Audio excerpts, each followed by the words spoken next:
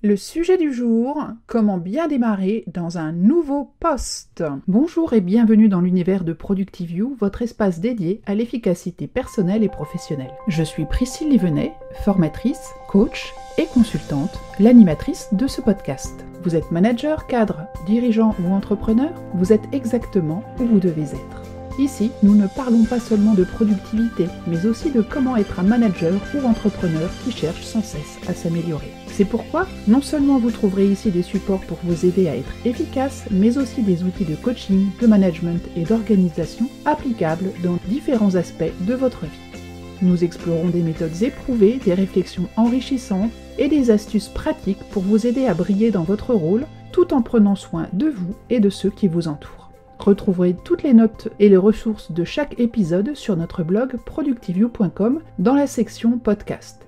Si ce que vous entendez résonne en vous, partagez ce podcast, likez la vidéo et laissez-nous une belle revue sur Apple Podcast. Cela nous permettra de nous connecter avec encore plus de personnes extraordinaires comme vous. Pour une dose d'inspiration, suivez-nous sur LinkedIn, Facebook et Instagram. Et si vous êtes prête à franchir une nouvelle étape, découvrez nos offres de coaching et de formation personnalisées en management, gestion du temps et organisation. Pour en discuter, envoyez-moi un mail à contact@priscillelivenet.com ou réservez un entretien découverte gratuit de 30 minutes via le lien dans les notes de cet épisode. Alors respirez profondément, souriez et préparez-vous à enrichir votre vie professionnelle et personnelle. C'est parti! Alors ça y est, vous allez commencer un nouveau job dans quelques jours, vous êtes ultra motivé, vous vous sentez probablement enthousiasmé par les nouveaux défis à relever. Cependant, l'anxiété et le sentiment d'être submergé par de nouvelles responsabilités peuvent aussi surgir. Après tout, c'est un nouveau challenge. Par ailleurs, si vous rejoignez une nouvelle entreprise, la pression est d'autant plus forte. C'est pourquoi on parle souvent de la période des 90 jours quand on démarre un nouveau job, que ce soit suite à une promotion interne ou bien quand on arrive dans une nouvelle entreprise. C'est donc ce que nous allons voir aujourd'hui, quelques points importants pour bien démarrer votre prise de fonction. Première chose, pourquoi est-ce important de bien commencer ? Et pour étoffer ce point, je vais citer un auteur qui s'appelle Michael D. Watkins, qui est l'auteur du livre « 90 jours pour réussir sa prise de poste ». Il a été interviewé sur un blog qui s'appelle Mind Tools et il dit « Il y a de nombreuses raisons, mais la plus importante est que les gens se font très tôt des impressions sur vous et une fois ces impressions formées, elles ont tendance à rester collantes. Et votre capacité à commencer à apprendre rapidement à établir des relations est essentielle. Rapidement, bâtissez votre crédibilité personnelle, commencez à prendre un certain élan. Si vous n'êtes pas en mesure de le faire pendant la période de transition, et nous parlerons un peu plus de la période de 90 jours, alors vous perdrez une fenêtre d'opportunité. Des impressions peuvent se former contre vous de manière importante, ce qui peut rendre les choses très difficiles car il existe de nombreuses bonnes recherches en psychologie sociale sur les choses connues sous le nom de biais de confirmation qui disent essentiellement qu'une fois que des gens ont pris leur décision et ils vont le faire, ils ont tendance à collecter les informations qui confirment leurs convictions et à écarter les informations qui ne le sont pas. Et vous ne voulez donc tout simplement pas être du mauvais côté. 90 jours, je l'ai toujours considéré comme un cadre de planification plutôt que comme une durée de transition. Votre transition peut prendre plus ou moins de temps, peu importe. Ce que je veux, c'est que les gens réfléchissent sérieusement à la meilleure façon d'utiliser cette première période critique de 90 jours. Alors, vous obtenez une promotion ou lorsque vous rejoignez une nouvelle entreprise, donc il est important de prouver votre valeur. Votre objectif est d'atteindre rapidement le point où vous apportez plus de valeur à l'organisation que vous n'en consommez, entre guillemets, ce qu'on pourrait aussi appeler une sorte de seuil de rentabilité. Et selon toujours le même auteur, Michael Watkins, cela prend en moyenne 6 mois à un dirigeant de niveau intermédiaire pour atteindre ce seuil de rentabilité. Et il se base sur des estimations et des études qu'il a fait auprès de plus de 200 PDG et président de diverses entreprises. Cependant, ça peut être un peu plus rapide si vous êtes en situation difficile, ou ça peut prendre plus d'1 an si vous rejoignez déjà une entreprise performante et prospère. Alors les pièges à éviter, il y en a plein, et lorsque j'accompagne des managers qui sont sur le point de prendre un nouveau rôle, et ça m'arrive assez régulièrement, je vois beaucoup, notamment chez les messieurs, certains qui « Oh là là, mais tout de suite, je vais leur montrer, je vais tout changer parce que je les connais, etc. etc. » Et là je dis « Ouh là là là là là là, attention !» Attention, attention. Naviguer dans un nouveau rôle, c'est un défi et il y a des pièges communs qu'il est crucial d'éviter pour une transition dans ce nouveau job qui soit réussie. Le premier de ces pièges, c'est de répéter le passé. C'est de croire qu'on va juste faire un copier-coller de ce qu'on a toujours fait et que ça va fonctionner. Oui, mais non. Non, parce que chaque environnement est unique et donc il va falloir que vous soyez un peu plus ouvert à l'innovation et que vous vous adaptiez déjà à votre nouvel environnement. Le deuxième sujet, c'est tout savoir. Et ça, je l'ai entendu plusieurs fois, notamment chez des personnes qui ont quitté une entreprise il y a genre 10-15 ans et qui vont y retourner pour une raison X ou Y. Et là, ouais, non, mais je les connais, je me souviens comment ça s'est passé, je sais. Oui, mais non. Là encore, attention, vous ne savez pas tout sur ce qui s'est passé dans l'entreprise. Et en plus, cette notion de je sais tout, ça peut aussi donner l'impression que vous voulez imposer vos anciennes méthodes. Donc la solution, c'est plutôt d'écouter, de collaborer avec votre équipe pour des solutions qui sont adaptées à aujourd'hui et maintenant. Le troisième écueil, c'est de vouloir agir avec précipitation et certains ont envie tout de suite de faire un grand coup d'éclat à peine arrivé. Parce que c'est peut-être un petit peu précipité et peut-être pas très efficace, mais surtout ça risque d'être extrêmement risqué pour votre période d'intégration. Donc prenez le temps de comprendre avant d'agir. Alors évidemment, on ne va pas falloir attendre des années, parce que si vous attendez trop de temps et que vous laissez un status quo sur une situation pendant de nombreuses années, ça va être difficile de faire marche en arrière. Mais entre des années et tout de suite maintenant, il y a de quoi moyenner. Quatrième sujet, c'est d'être complètement irréaliste sur vos objectifs, et ça c'est particulièrement vrai si vous n'osez pas peut-être négocier des objectifs un peu surréalistes que votre nouveau manager vous donne. Parce que lui, il est peut-être pressé, ça fait peut-être très longtemps que votre poste est vacant, et du coup ils se disent « Oh là, quelqu'un de nouveau qui arrive avec du sang neuf, hop, je vais lui donner des tas d'objectifs. » Sauf que là, pesez bien le pour et le contre. Si vous vous laissez embarquer dans des objectifs irréalistes, vous allez le décevoir, vous allez vous décevoir, vous allez décevoir tout le monde, c'est parce que vous voulez. Et par ailleurs, peut-être que c'est vous-même qui vous fixez des objectifs complètement surréalistes pour pouvoir faire un bon effet. Mais vous ferez un meilleur effet si vous vous fixez des objectifs réalisables que vous atteindrez, et du coup vous pourrez vraiment inspirer et motiver votre nouvelle équipe. Cinquième sujet, c'est de partir dans tous les sens. Oui, parce qu'il y a tellement de choses à faire dans l'entreprise où vous arrivez ou dans l'équipe que vous venez de prendre en main, qui a peut-être été laissée livrée à elle-même depuis longtemps, on ne sait pas. Et là, vous vous dites, il y en a plein. Et là, vous partez dans tous les sens. Et puis, forcément, quand on court trop de lièvres à la fois, comme dirait le proverbe, on n'en attrape aucun. Donc là, on va établir des priorités et on va aborder les problèmes étape par étape. Sixième point, c'est de se focaliser uniquement sur la partie technique. Or, il est essentiel aussi de bien comprendre la culture, la politique, les relations de votre nouvel environnement, surtout si vous arrivez dans une nouvelle entreprise. Mais ça peut être vrai aussi à l'intérieur même d'une entreprise, vous changez de département, vous changez de secteur d'activité. Les choses sont peut-être complètement différentes du secteur duquel vous étiez avant, donc attention à bien lire les codes et à les apprendre et pas seulement la partie technique. Donc on va vraiment se concentrer sur des relations, sur la culture d'entreprise pour un impact durable de nos actions.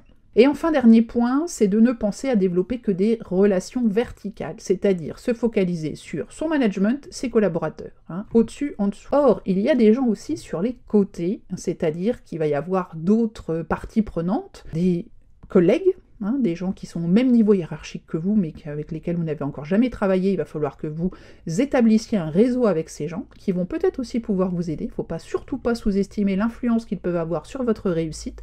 les petits coups de pouce qu'ils peuvent vous donner, les informations très utiles aussi que vous allez pouvoir glaner sur ce niveau hiérarchique. Il peut y avoir aussi donc des pairs, des collègues, je l'ai dit, des fournisseurs, des clients, qui peuvent aussi vous donner un peu des astuces sur un peu le passé, le futur, les projets en cours, etc., avant que vous vouliez déjà réinventer la roue. Et vous pourrez aussi peut-être créer des alliances qui vont être nécessaires au succès de votre travail.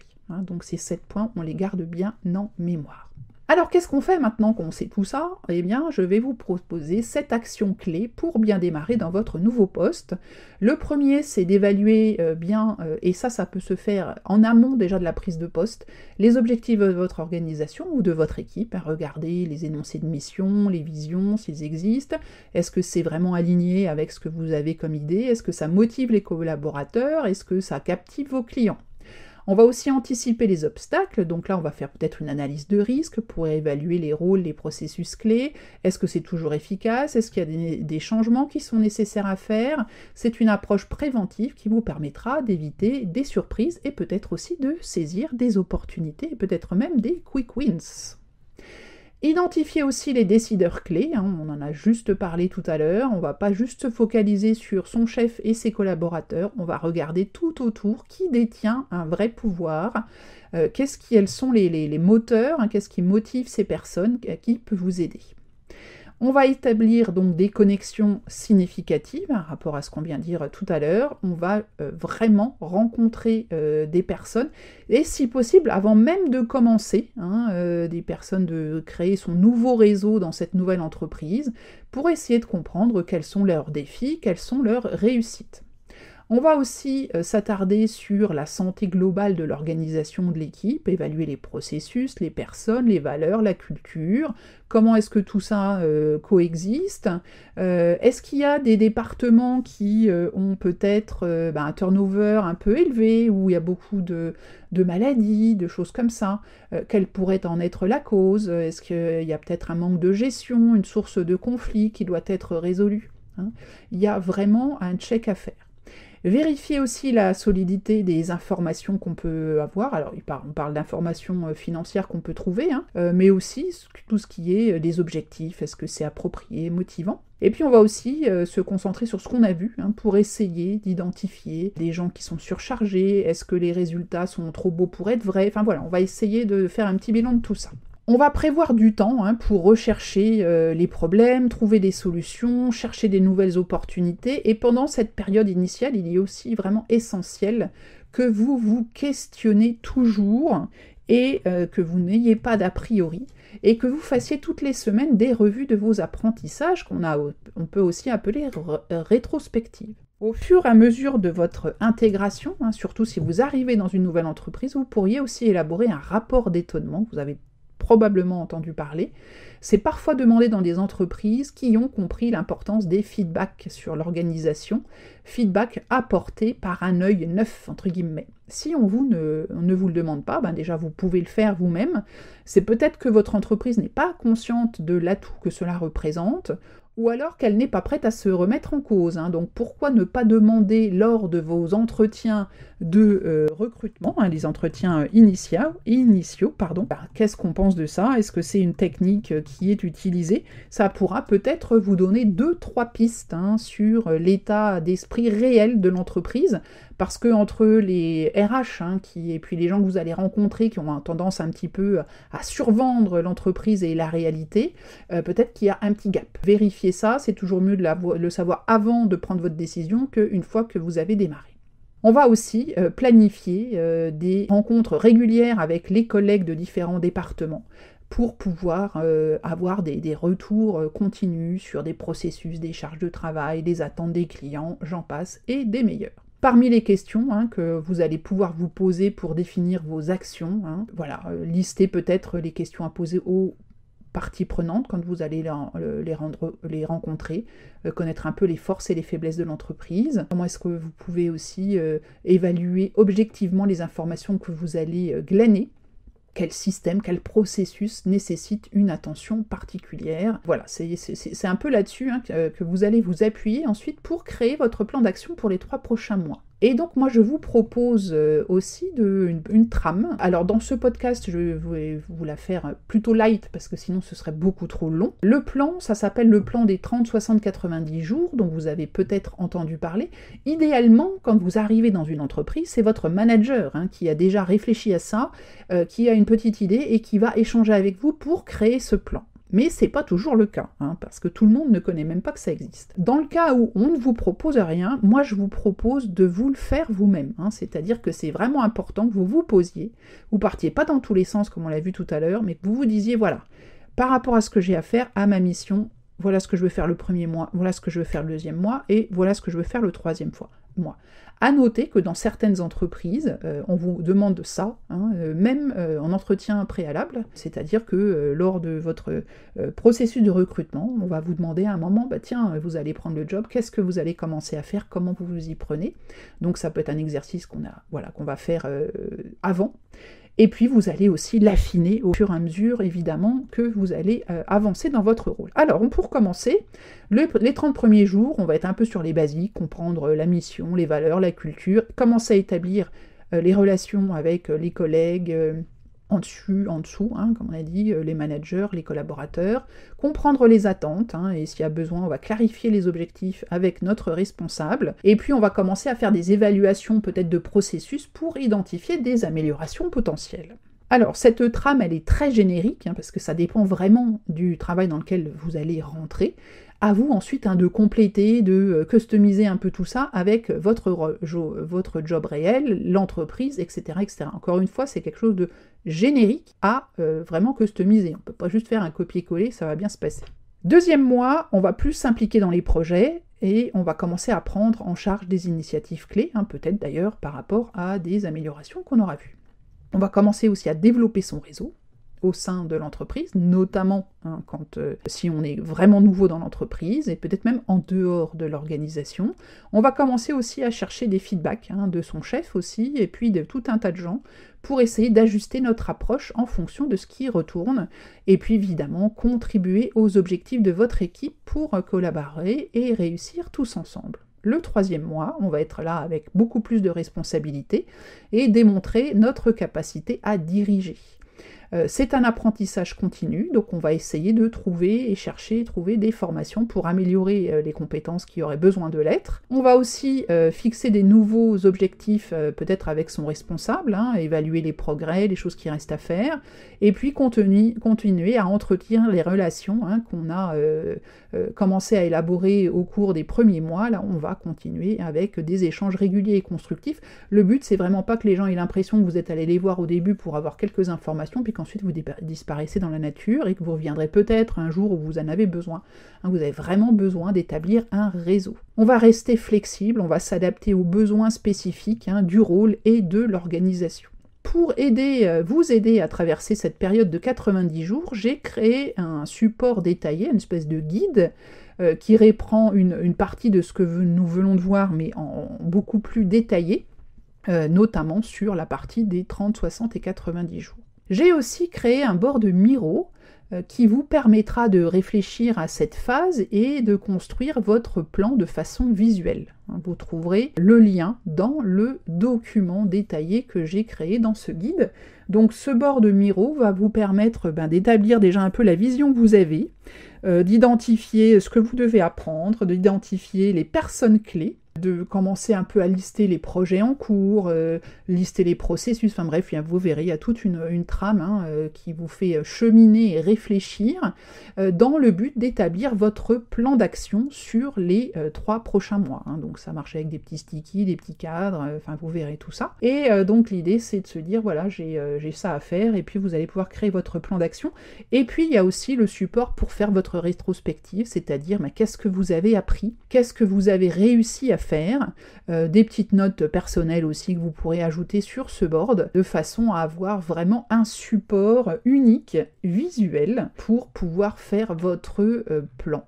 Évidemment, vous pouvez aussi faire ça simplement dans un document Word ou un fichier PowerPoint, oui aussi, pour que ce soit plus simple pour vous, si en tout cas vous trouvez que Miro est trop complexe. Voilà, nous avons fini pour cette séance. Donc pour récupérer le support détaillé, c'est très simple, il faut aller dans l'article qui est sur le blog de ProductiveU dans la catégorie podcast, et puis là vous allez trouver un lien tout en bas qui va vous permettre de vous enregistrer pour obtenir ce document. Alors n'hésitez pas. J'espère que ce contenu vous a plu, n'hésitez pas à le partager avec toute personne qui pourrait en avoir l'utilité. Je vous rappelle aussi que vous pouvez vous inscrire à la newsletter du manager sur LinkedIn, que j'en parle assez régulièrement, là encore, les liens dans les notes. N'hésitez pas à mettre une revue sur Apple Podcast, qui est la seule façon de vraiment promouvoir un podcast. Et puis, mettre aussi des commentaires sur les réseaux sociaux, voire même de partager cet épisode, l'article ou l'audio, sur vos réseaux sociaux. N'hésitez pas, chaque petit coup de pouce est important. Et je vous en remercie d'avance. C'est fini pour cette semaine. Je vous souhaite de beaux plans à 30, 60 et 90 jours pour vos nouveaux jobs. Et puis on se reparle prochainement. Bye bye!